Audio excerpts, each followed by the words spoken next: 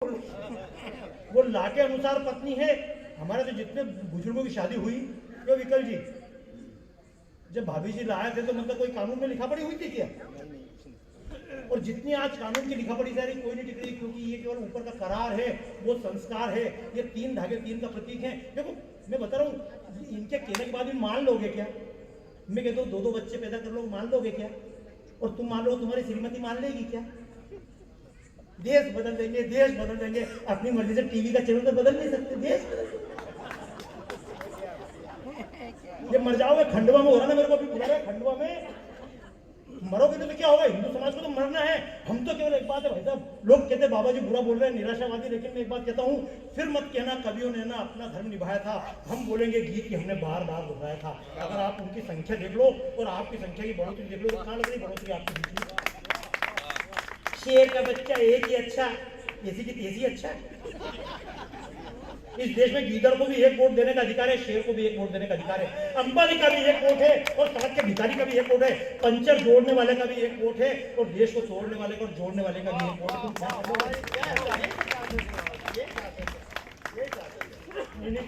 मैं भी यही चाहता था, लेकिन आपने भूकट उड़ा दिया लोगों को।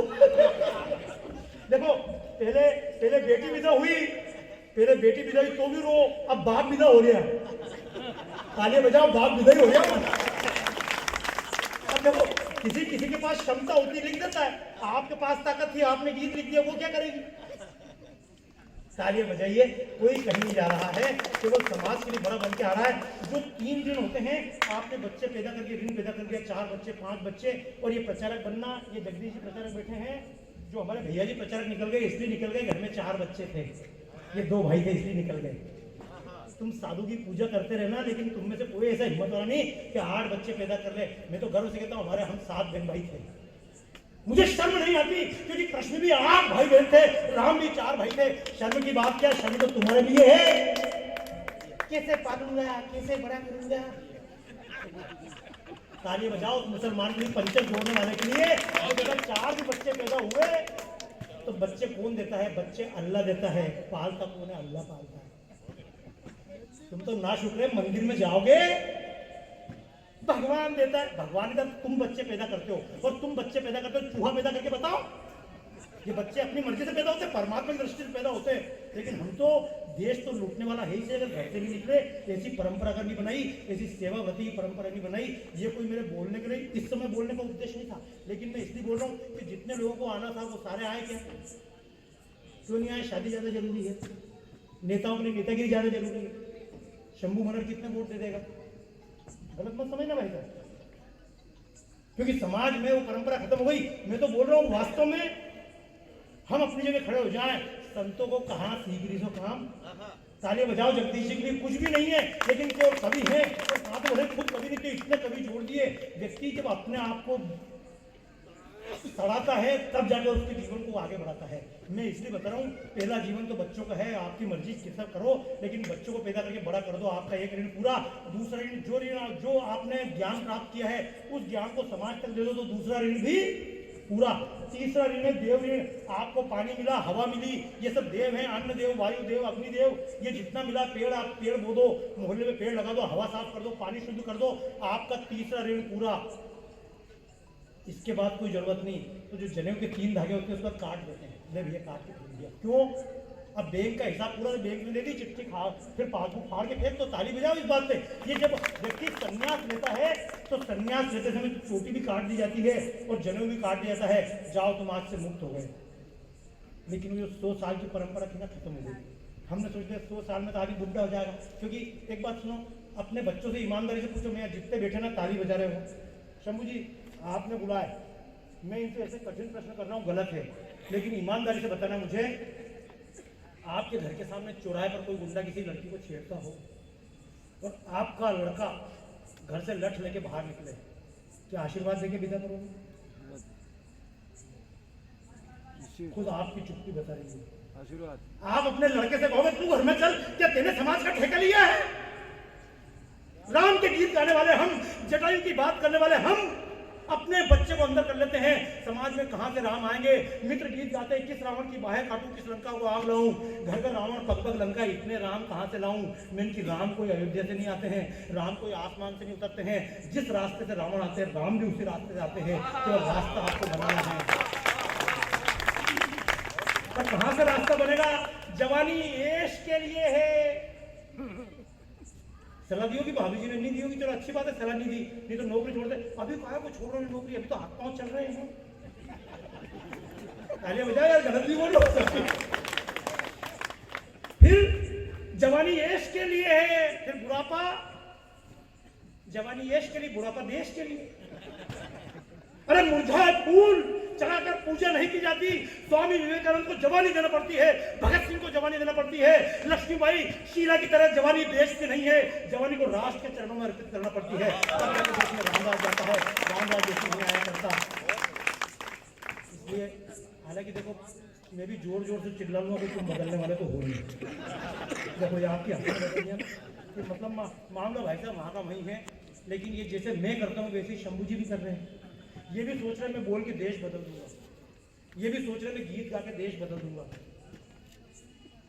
ठीक है, देश बदले ना बदले, हम कम से कम जब अपने आप के सामने खड़े होंगे, अपने आप के सामने कर, क्योंकि मरने के बाद और किसी के सामने खड़ा होता है कि आदमी? मरने के बाद खुद के सामने खड़ा होना पड़ता है। जब भी खड़े होंगे तो मन में भाव नहीं रहेगा हमने कुछ नहीं किया। जितने कवि हैं, मैं आज जितने कवि आए हैं सबकी तरफ से मैं कई बार एक बात बोलता हूँ, स्वर्ग मिलेगा इसी वास्ते हमने हरदम दान किया।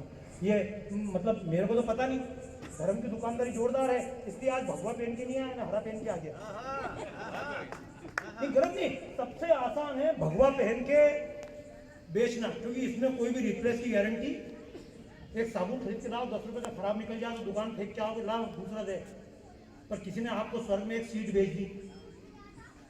ये अमेरिका, लंदन, ब्रिटेन में जब कब्रें खोदी जाती है तो उसके अंदर से लास्ट के पास में चिट्ठी रखी मिलती है कि इसके लिए एक सीट बुक कर दी गई स्वर्ग में। मैं अपनी नहीं बोल रहा हूँ, ये भाई साहब रियलिटी है।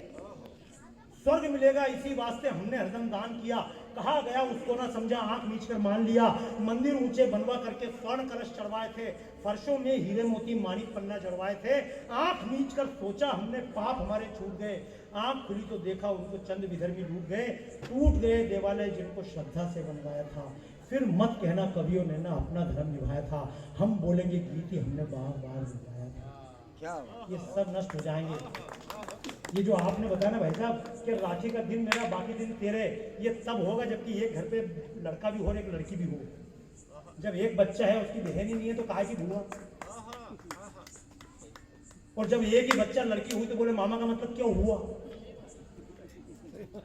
हम तो सिंगल चाइल्ड है और अब तो बोलते चाइल्ड भी क्यों होना चाहिए। लेकिन हमको अपने ऋषि मुनि ने छोटा परिवार में सिखाया। मैं अंतिम बात ये कहूंगा कि जो परिवार है, शंभू जी कुछ नहीं कर रहे हैं, अपने परिवार को बड़ा कर रहे हैं, अभी तक कर रहे हैं। सेवा के द्वारा ये कोई दिक्कत नहीं। सेवा का मतलब थोड़ी जरूरी फ्री जाके घुसना तो ही सेवा है। सेवा तो क्रिश्चियन भी सिखाते हैं। वो एक लड़का स्कूल में लेट गया, टीचर ने पूछी क्या हुआ, बोले मैंने बहुत अच्छा काम किया, बोले बैठ जाओ। दूसरे मुझे तेने क्या काम किया, बोले मैंने भी एक सेवा का काम किया, टीचर ने कि बैठ जाओ। तीसरा लड़का है, बोले तेने क्या किया, बोले मैंने भी एक सेवा का काम किया, टीचर ने कि ये कोई लफड़ा है। तो उन्होंने तीनों को खड़ा करके पूछी तेने क्या किया रे?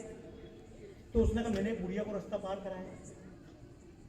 तो दूसरे से पूछे तेने क्या किया, बोले मैडम मैंने भी एक बुढ़िया को रास्ता पार कराया। टीचर ने भी ठीक है। तीसरे में तेने क्या किया, बोले मैंने भी बुढ़िया को रास्ता पार कराया। टीचर ने तीनों खड़े हो जाओ। बहाना भी ऐसा बहाना। तो वो लड़का आंख रोते हुए मीचते हुए, मैडम बहाना नहीं बना रहे, सच बोल रहे हैं, हम तीनों ने मिलकर बहुत मुश्किल से पार किया, वो जा ही नहीं रही थी।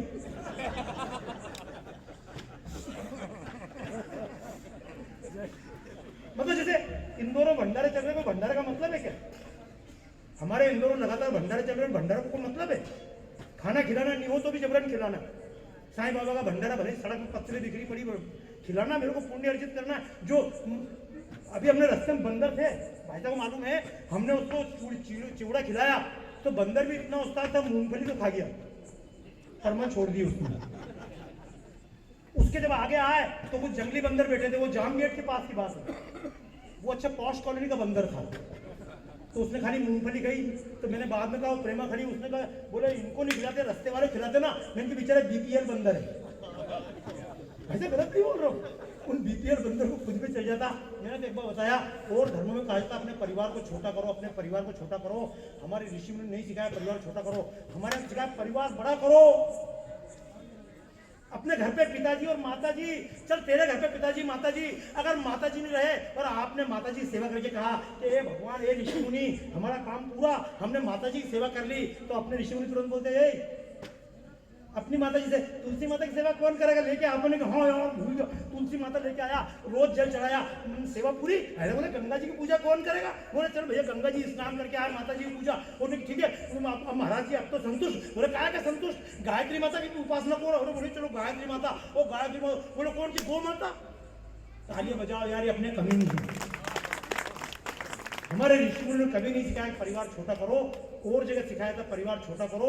जो लोग लगे रहते हैं और कमा ले, हालांकि उतना खातो कभी, लेकिन हमको लगता है और कमा के हम बड़े हो जाएंगे, और हम जितना कमाएंगे उतना हम छोटे होते चले जाएंगे, परिवार छोटा होता चला जाएगा।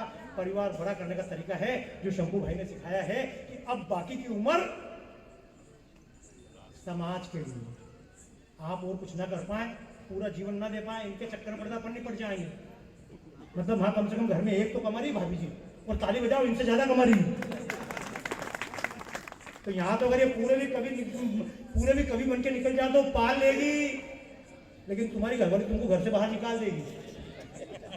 तालियां बजाओ, इस बात में मजेदार है यार। मैं कह रहा हूँ ना भाई, देखो संसार में लोग बोलते यहाँ वो कितना पीछे हो रहा है, बोले संसार में हर सफल आदमी के पीछे औरत होती है, और उस औरत के पीछे उसकी पत्नी। काय के कवि है, माँ भी तो होती है। अपने देश में खटपट भी चलेगी। अब ये यहाँ इतने प्रेम से, ये देखो तुम गलत फहमी मत जाना कि यहाँ बिल्कुल भाभी जी की संपूर्ण पूजा चल रही है, घर में कोई लड़ाई झगड़े नहीं, गलत।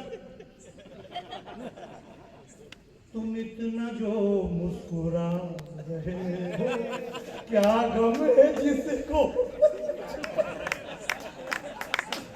जब कोई पति पत्नी एक दूसरे की बहुत तारीफ करे ना सबके सामने, हाथ में हाथ डाल के समझ जाओ पंगा है। पंगा घर पे भी होगा, क्योंकि मैंने विज्ञापन देखा जोड़ों में दर्द होता है, इनके हर जोड़े में दर्द है, और इसमें कोई संशुद्ध तेल काम नहीं आता है। शशि इसमें कोई चलिए मैं बात करता हूँ, भाई साहब को जाना है। अरे हाँ, एक बहुत अच्छा काम था, हमको जब कोई काम मिलता है हम टालने की कोशिश करते हैं। भागीरथ जी क्यों, राय सिंह जी, मतलब राजनीति में लोग बोलते हैं मेरे को मौका मिलना चाहिए, लेकिन समाज सेवा में जब कोई काम मिलता है लोग टालते हैं, ये काम टाल दिया उसके सिर पे टाल दो। लेकिन तालियां बजाइए, शंभू जी ने जब मेरी बात हुई थी आज से बहुत पहले, जब राष्ट्रीय कवि संगम के अध्यक्ष बने मध्य प्रदेश के, तो मेरे पीछे पड़ गए। तो मैंने क्या हुआ, तो बोले जितनी भी जगह इलेक्शन होगा चलना पड़ेगा। तो आज वो बता रहे थे, तो मैंने कहा भी तुम जाओ, तुम मध्य प्रदेश के अध्यक्ष, मैं चक्कर में क्यों पड़ूं भैया? भैया शशि चक्कर में फंसा हुआ, उनके मोर फंसा, तीतर फंसा, तू क्यों फंसी बटेर? मतलब मैं तो फोकट ही नहीं पड़ गया यार। भाई तुम फंसो, तुम कभी, तुम दोनों कभी, एक दूसरे काम पड़े, मैं क्यों फंसा यार? कि मैं मोर फंसा, तीतर फंसा, तू क्यों फंसी बटेर? और सत्संगति के कारण रह गई आंख मुटेर। वो है ना, इश्क बेदर करे, इश्क बेघर करे, इश्क का सच में कोई ठिकाना नहीं, पहले हम भी ठिकाने के थे आदमी, आपसे मिल के कैसे ठिकाने लगे। जब ये राम यात्रा की बात माननीय जगदीश जी ने कही, तो जिस दिन से भैया मनर जी, क्योंकि मेरा कोई बहुत पुराना परिचय नहीं, उनने मुझे खुद बताया बहुत पहले, वास्तव में तो भूल चुका था, जब मैं कवि हुआ करता था, मंची कवि, क्योंकि 20 साल तो मेरे कविता छोड़े हुए हो गए मंचों पे। तो जब मैं एक बार मुजफ्फरपुर में कविता पढ़ने गया था, वहाँ भैया से बात हुई थी, उसके बाद डायरेक्ट एक बार परिचय हमारा हुआ, घर पे आ गए, और घर पे आने के बाद तो फिर तो विवाह में आना जाना, फिर रोज आना जाना चालू हुआ। तो बीच में हमारा ये इनने कहा कि अब मैं जाऊँगा 7 जगह अधिवेशन करना है, तो 7 जगह ही मेरे को 7 जगह बुलाया। मैं इनकी यहाँ नहीं आऊँ, तो बोले आना पड़ेगा। और क्यों, तो जैसे बोलते हैं ना कुएं में डूबने वाला हाथ पकड़ ले, आजा बेटा, कभी कभी धकेलने